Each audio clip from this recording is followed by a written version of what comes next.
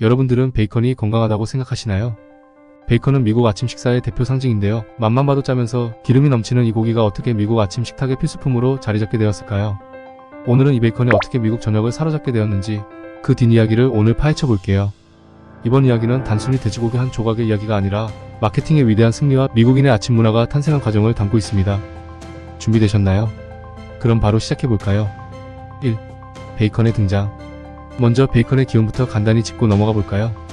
베이컨의 역사는 상당히 오래됐습니다. 유럽, 특히 영국에서는 중세시대부터 돼지고기를 염장해 보관하는 방식으로 베이컨을 만들어 먹었어요. 베이컨이라는 단어 유래도 중세 영국어 바콘이나 프랑스어 바코에서 나온 것으로 이는 돼지고기를 가리키는 말이죠. 영국에서는 돼지의 등심 부분을 주로 이용했지만 미국에서는 삼겹살 부위를 사용하기 시작했죠. 삼겹살 부위는 지방이 많고 고소한 맛이 진해서 자극적인 입맛의 미국인들에게 딱 맞았던 겁니다.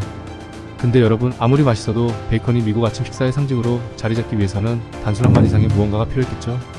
여기에는 아주 특별한 마케팅 천재, 바로 에드워드 버네이즈가 있었어요. 이 사람이 없었다면 지금 우리가 아침에 베이컨을 먹는 모습은 상상도 못했을지 몰라요. 2. 마케팅의 아버지. 여러분, 에드워드 버네이즈라는 이름 들어보셨나요? 이 사람은 마케팅과 홍보의 세계에서 거의 전설적인 인물입니다. 프로이드, 그러니까 심리학의 대가, 지금은 또 프로이드의 조카였어요. 심리학의 대가를 삼촌으로 두다니 뭔가 좀 남다를 것 같지 않나요? 버네이즈는 프로이드의 심리학 이론을 마케팅에 적용하면서 사람들의 심리를 꿰뚫어보는 놀라운 능력을 발휘했죠. 1920년대 미국은 경제 호황기였어요. 하지만 당시 베이컨 회사 중 하나인 피치너트 패킹 컴퍼니는 매출이 점점 줄어들고 있었습니다. 사람들이 아침으로는 점점 더 간단하고 가벼운 식사를 선호했기 때문이에요. 피치너트는 생존의 위기를 맞아 버네이즈에게 SOS를 요청하게 되었습니다. 우리를 살려주세요. 베이컨을 더 많이 팔아야 해요. 하고 말이죠. 당시 피치너트 패킹 컴퍼니는 업계 경쟁에서 뒤처져 파산 직전이었어요. 소비자들은 점점 더 간단하고 건강한 아침을 선호하고 있었기 때문에 지방이 많은 베이컨은 더 이상 매력적인 선택이 아니었죠. 이대로 가다가는 회사가 망하기에 처해 있었고 절박해진 피치너트의 경영진은 마지막 희망으로 에드워드 버네이즈를 찾아간 것입니다. 버네이즈는 피치너트의 요청을 듣고 기존의 마케팅 방식으로는 경쟁 업체들을 이길 수 없다는 걸 알았어요. 또한 경쟁 회사를 제치고 업계 1위가 되는 것보다 새로운 수요를 창출하여 시장 파이를 키우는 것이 더 중요하다고 생각한 것이에요. 그리고 새로운 전략을 펼칩니다. 3. 마케팅 전략.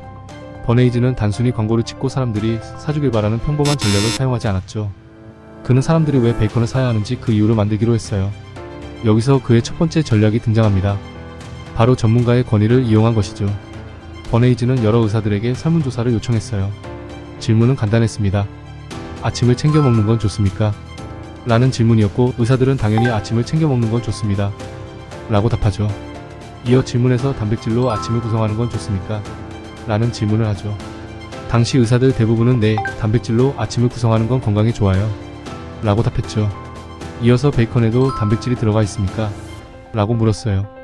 의사들은 그럼요, 단백질이 있지만 지방과 염분이 많아 아니요, 알았고요, 네, 잘 알겠습니다 라고 답해요. 이 설문 결과를 가지고 버네이즈는 엄청난 홍보 전략을 펼치기 시작했어요. 4,500명의 의사들이 말하길 든든한 아침 식사가 건강에 좋으며 베이컨은 단백질이 많아 아침 식사로 좋다 라는 기사가 대대적으로 신문에 실렸죠. 그 당시 신문은 지금의 SNS와 같은 영향력을 가졌기 때문에 이런 기사는 사람들에게 매우 큰 영향을 끼쳤어요. 하지만 여기서 끝난 게 아니에요. 버네이즈는 아침을 든든하게 먹으라는 기사와 함께 베이컨과 달걀을 아침 식사로 추천하는 기사를 내보냈습니다.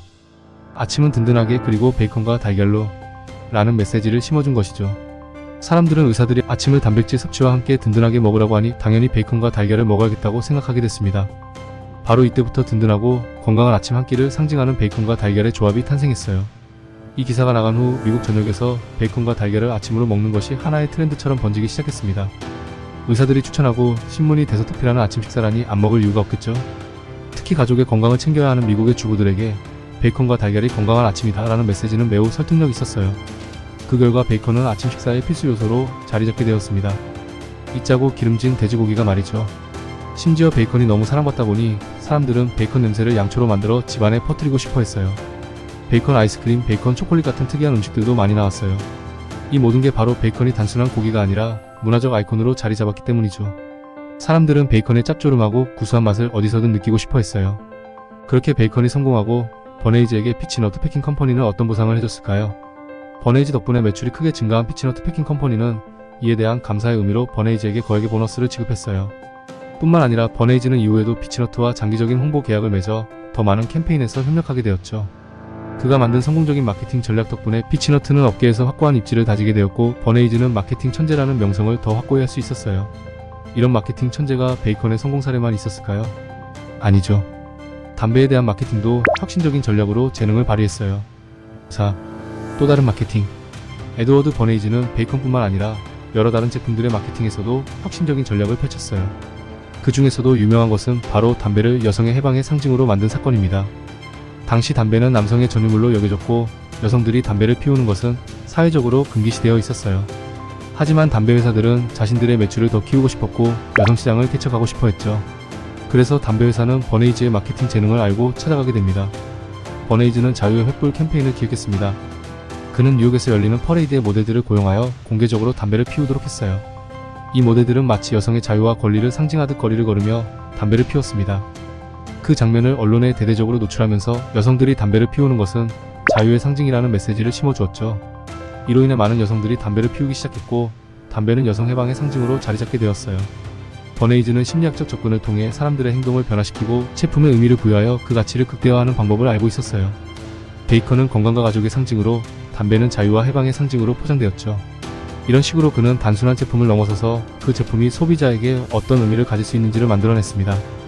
이 모든 것이 마케팅의 진정한 힘이라고 할 수 있죠. 오늘은 이렇게 미국의 아침 식사에 베이컨이 필수품이 된 흥미로운 역사를 알아봤어요.